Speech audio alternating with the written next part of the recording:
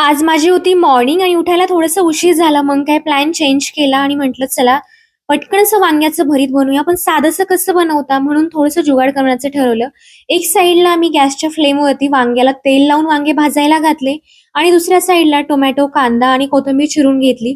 वांगे भाजल्यानंतर वांग्याचं मला भरीत परतून घ्यायचं होतं म्हणून कढईमध्ये तेल घातलं. त्यामध्ये थोडंसं हिंग, जिरे, उभा चिरलेला लसूण, कोथिंबीर आणि कांदा घालून घेतला. कांदा गुलाबी होईपर्यंत परतून घेतला. त्यानंतर त्यामध्ये थोडंसं टोमॅटो घातलं. ते परतेपर्यंत साईडला हाताला पाणी लावून वांग्याच्या वरच्या साला काढून घेतल्या. देठ मात्र ठेवले. कारण घरचे म्हणतात वांग्याच्या देठामध्ये खूप सारं सत्व असतं, ते खायला पाहिजे.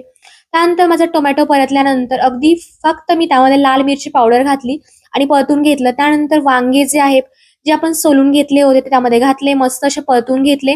वरतून मीठ आणि कोथिंबीर घातलं आणि माझं असं साधं वांग्याचं भरीत तयार झालं होतं. त्यानंतर साइड बाय साइड मी ज्वारीची भाकरी बनवून घेतली आणि माझा मॉर्निंगचा टिफिन रेडी झाला होता. ज्वारीची भाकरी आणि वांग्याचं भरीत आणि सोबतच थोडंसं सॅलड.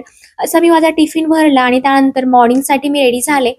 तर असा छानसा टिफिन तुम्हाला कसा वाटला सांगायला विसरू नका आणि भेटूया नेक्स्ट ब्लॉगमध्ये. बाय.